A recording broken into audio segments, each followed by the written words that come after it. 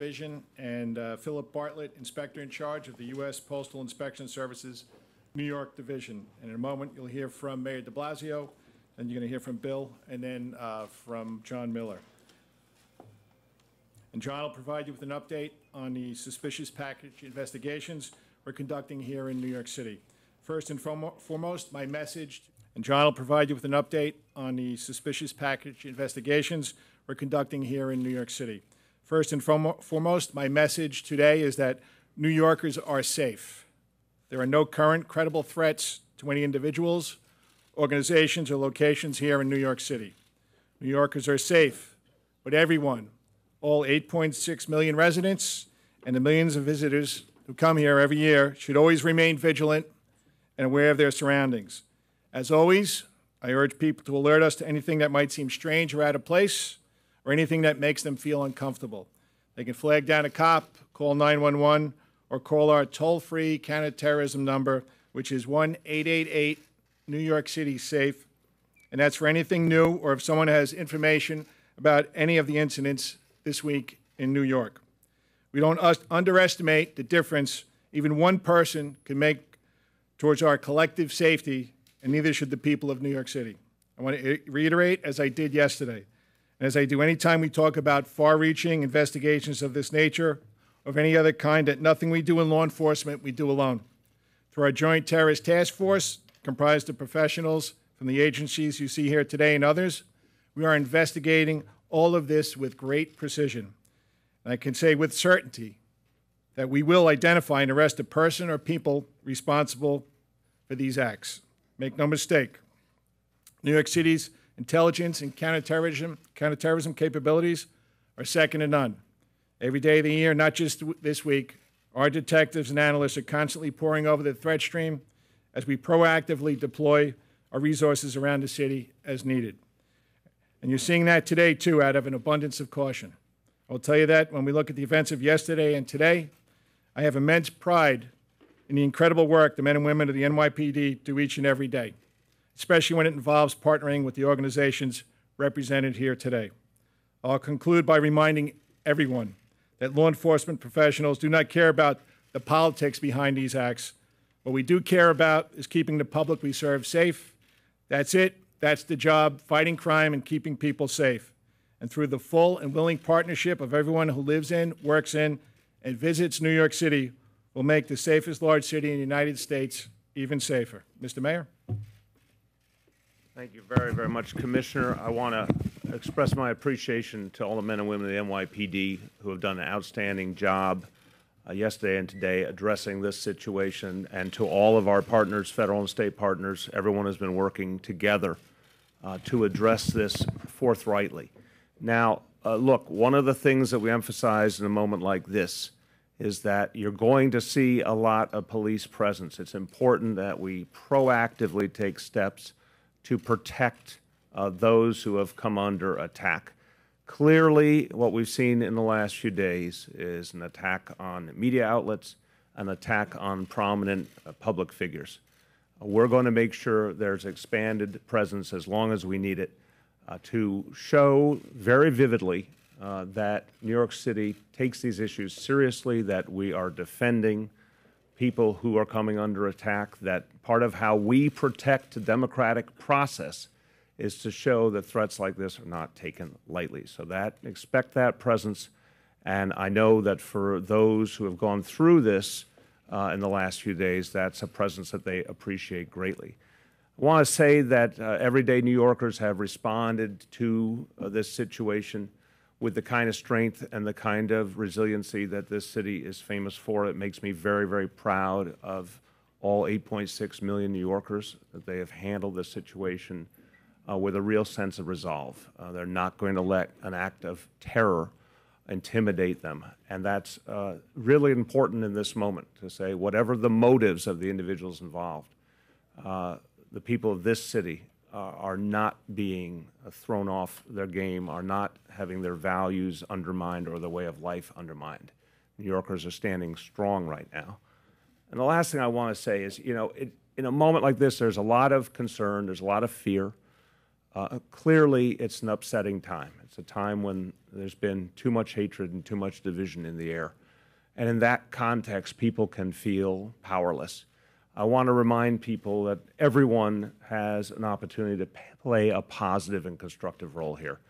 First of all, helping law enforcement. This is something that everyone can do. If you have any information at all that you think could help law enforcement to address this situation, share it with law enforcement immediately.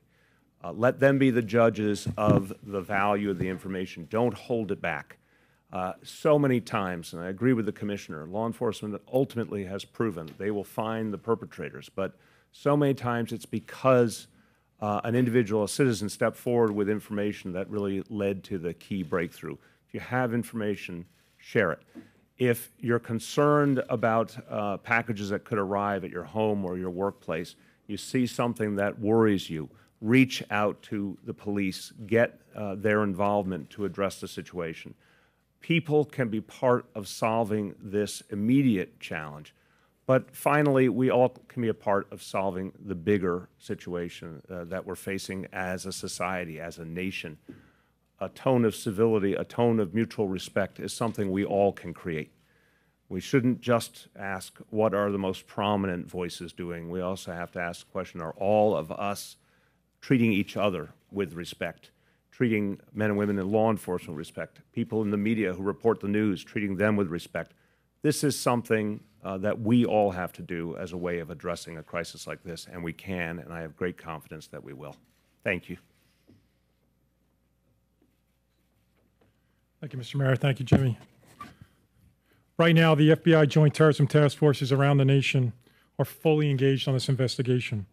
We are working quickly to process and analyze relevant information from the suspicious packages recovered over the last few days. We will continue to do so for as long as it takes and until there is a resolution. This is a nationwide investigation involving multiple jurisdictions coast to coast. To give you a sense of scope, just here on the New York JTTF, agencies ranging from ATF, the U.S. Postal Inspection Service, the Secret Service, the NYPD, the New York State Police, and dozens of other federal, state, and local agencies are working shoulder to shoulder. I want to thank those partners for their efforts, their collaboration, and hard work. Much of their leadership is in the room with us today. I also want to personally thank the hundreds of men and women that are up the street working on this together. The FBI will continue to focus all of the resources at our disposal to identify and apprehend the individual or individuals responsible for these acts. The investigation is still in its early stages. I have said this each time that we have faced similar situations, but it bears repeating today. It is vitally important that we do not inadvertently disclose information that could adversely impact our investigation or a future prosecution. The public understands the need for this level of operational security, and for that reason, I will not be able to answer specific questions on what we know. What I can say is that at various times over the last few days, 10 suspicious packages were located at multiple locations in New York, Maryland, Florida, Delaware, and Los Angeles. Law enforcement responded, and each package was collected by experts, and examinations are now underway at the FBI lab in Quantico. As to the devices located in New York, which contained a powder, the initial analysis indicates that the powder in those particular envelopes did not present a biological threat. Other analysis is ongoing. However, it is worth repeating that any device could be considered potentially dangerous and treated as such until proven otherwise. We continue to advise the American public to remain vigilant, as it does remain possible further packages have been or could be mailed. These devices should be considered dangerous. Report any suspicious package to law enforcement, and it is worth repeating, do not touch, do not move, do not handle any suspicious or unknown package. Leave it to the law enforcement professionals. We are also asking the public to call us with any information you may have. We have set up a hotline nationwide. That hotline is 1-800-CALL-FBI, and we also have a link set up where you can provide information via the internet at tips.fbi.gov. We are actively investigating tips you have already provided. Please continue to assist us with our efforts. A moment of your time can make a great difference towards resolving this investigation. Thank you.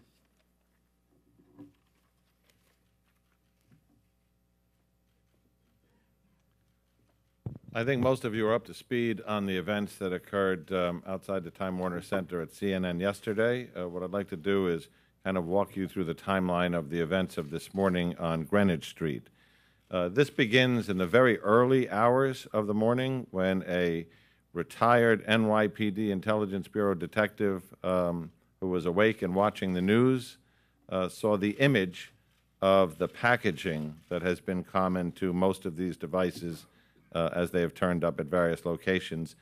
And it struck him that that looked very much like a package he had seen on Tuesday in mail he was to screen for Robert De Niro Productions at their offices on Greenwich Street.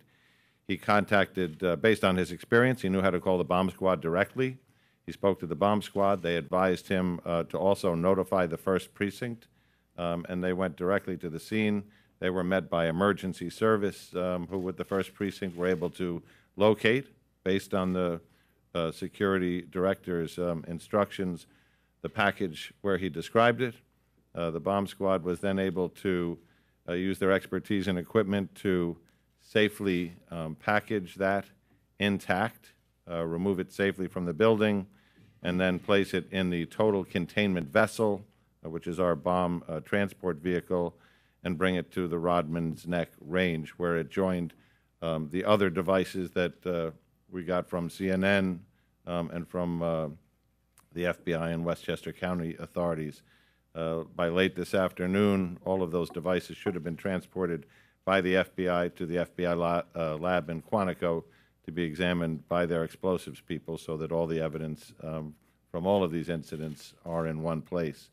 I'd especially like to commend the work of the JTTF. Was in the command post last night as they pulled an amazing effort together with other joint terrorism task forces around the country to run leads, and with FBI headquarters, the work of the Intelligence Bureau detectives under Chief Galati, who have been assisting as a virtual extension of the JTTF as leads come in, the public for calling those leads in, not just to the FBI hotline, but to the NYC safe number that goes to our ops desk.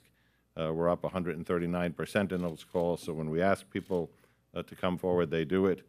Particularly to the bomb squad detectives and supervisors who, whether it's 1 o'clock in the afternoon or in this case 5 o'clock in the morning, are right there with the right equipment, the right training, and know what to do. The emergency service people who drive that truck with the device in the back, the highway people who escort them, and of course all of our partners, postal inspectors, ATF, and of course the JTTF. It's a large team effort, and we're looking for the continued help of the public. All right, at this point, we're going to take some questions. Yep, second row. Were these devices rigged to explode, or do you think they were more sent to intimidate? So we're not going to, as Bill said, we're not going to give you 100% accurate description of what the devices were, but we have to treat them as live devices. This is a protocol that our bomb squad people use, and it keeps everybody safe. Yep, in the back row.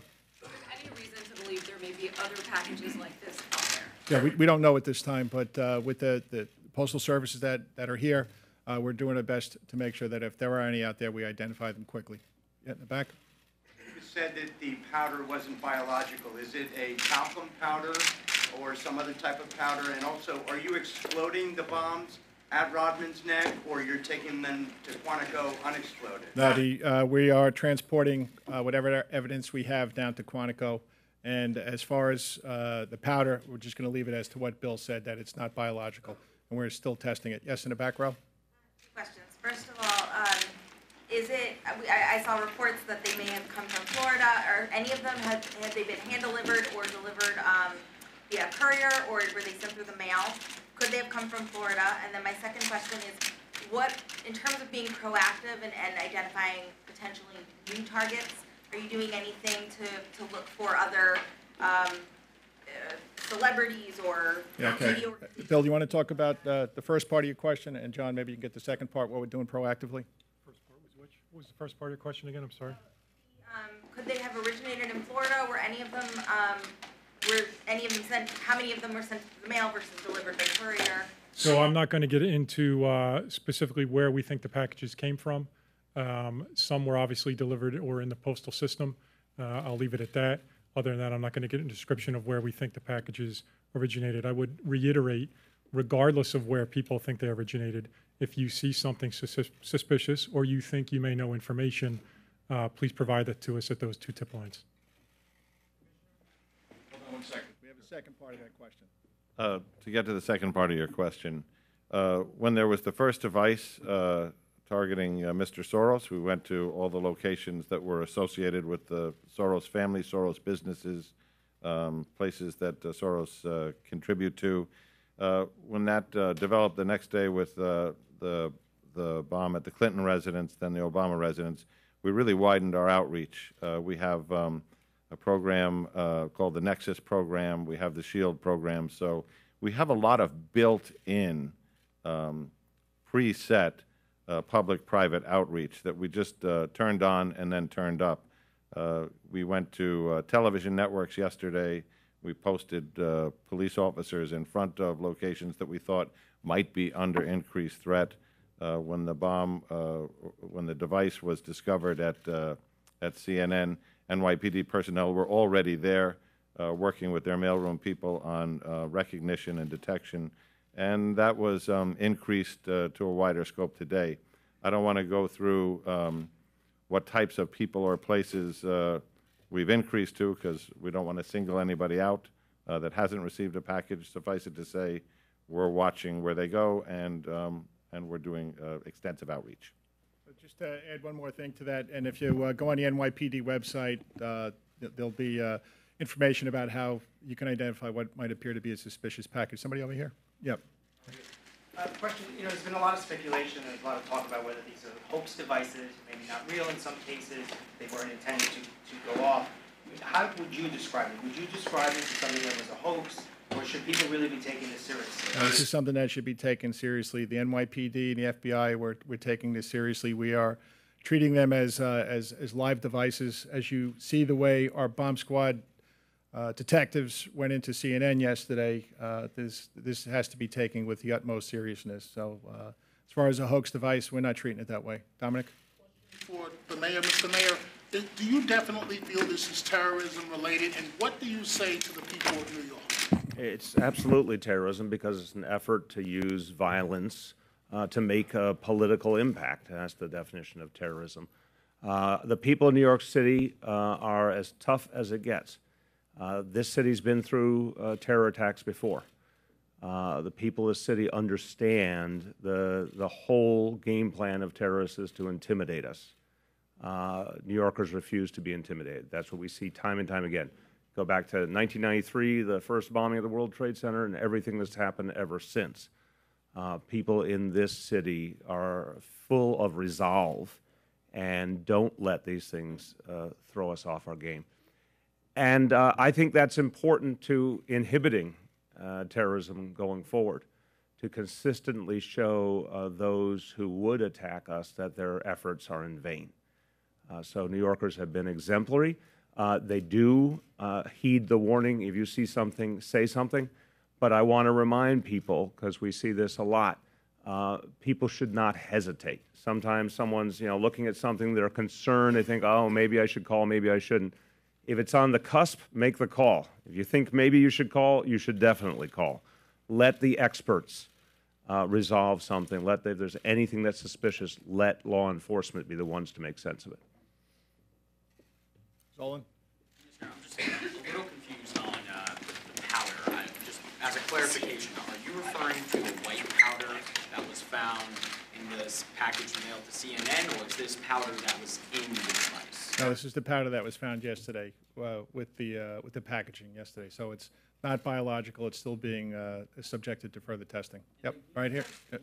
About the officer, the retired officer who found the package at De Niro's property? No, just I'll say that I'd like to thank him for doing his job correctly. He saw on the news, and thank you for putting it out there, that this package that he saw yesterday was almost exactly like the package that they were showing on TV, and he took affirmative steps to call us to make sure we could take it away safely. Yes? Accurate to call this an explosive device, a suspected explosive device or simply a device? What's the proper terminology? I would say it's a suspected explosive device. Yep. But some of them have exploded. Do you believe the intent is to have them not explode, or are they? Yeah, I'm not gonna talk about intent, but you know, if you were the bomb squad detective, how would you treat it, right? Okay, in the back row.